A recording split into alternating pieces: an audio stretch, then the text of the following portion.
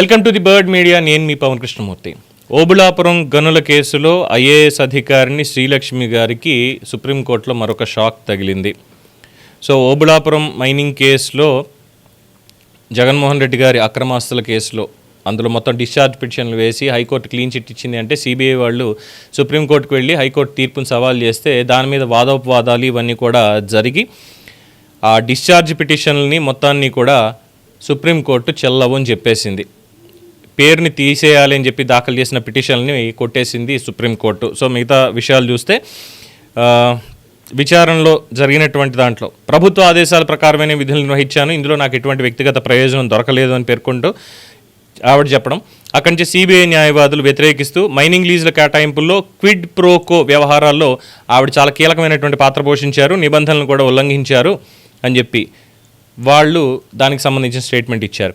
So case ఈ దశలో ఉంది, ఇంకా జరుగుతోంది కాబట్టి పేరు తొలగించలేము, సిబిఐ మోపిన అభియోగాల్లో ప్రాథమికమైనటువంటి ఆధారాలు ఉన్నాయి అని చెప్పి భావిస్తూ ట్రయల్ కోర్టులో మీరు విచారణకి వెళ్ళి తీరాల్సిందే, ట్రయల్కి ఎదురు వెళ్లాల్సిందే తప్ప ఇక్కడెక్కడ మీకు డిశ్చార్జ్ పిటిషన్లో లేదంటే రిలాక్సేషన్లో దొరకవు అనేది స్పష్టమైపోయింది. ఇక సిబిఐ ప్రత్యేక కోర్టులో శ్రీలక్ష్మి గారు విచారణని ఎదుర్కోవాల్సినటువంటి పరిస్థితి ఇప్పుడు వచ్చింది. ఇక తప్పించుకోవడం అనేటువంటి ముచ్చట ఇందులో లేదు అనేది మాత్రం తెలుస్తున్నటువంటి అంశం.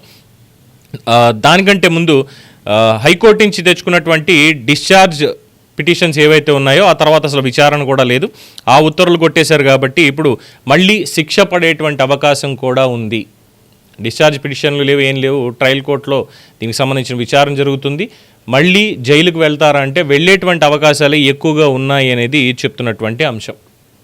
సో ఈ కేసుల నుంచి తప్పించుకోవడం కోసం అని చెప్పే ఈ కేసులో విచారణ ఉండకూడదు అనే దాంట్లోనే జగన్మోహన్ రెడ్డి గారు ముఖ్యమంత్రి అయిన తర్వాత తెలంగాణలో ఉన్నటువంటి శ్రీలక్ష్మి గారిని ఏపీ క్యాడర్కి మార్చడానికి రిక్వెస్ట్ పెట్టుకుంటే ఈయన వెళ్ళి అక్కడ ఉన్నటువంటి సీఎం కేసీఆర్కి చెప్పడం, ఎమ్మటే రిలీవింగ్ ఆర్డర్స్ రావడం, ఈవిడ ఆంధ్రప్రదేశ్కి రావడం. ఆంధ్రప్రదేశ్కి వచ్చినప్పుడు కూడా ఇన్ఫ్యాక్ట్ అప్పుడు కూడా సిబిఐ వాళ్ళు చెప్పారు ప్రమోషన్లు ఇచ్చినా ఏది ఇచ్చినా కూడా చట్టానికి లోబడి ఉండాలి, ఫర్దర్గా ఉండేటువంటి అంశాలు చాలా ఉంటాయని చెప్పి చెప్పడం జరిగింది.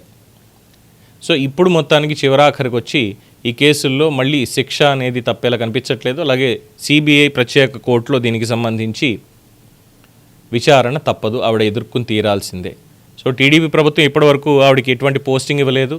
యాక్చువల్లీ చీఫ్ సెక్రటరీ లిస్ట్లో కూడా ఉండాల్సినటువంటి వ్యక్తి శ్రీలక్ష్మి గారు, చీఫ్ సెక్రటరీ పోస్ట్లో ఉండాల్సినటువంటి వ్యక్తి.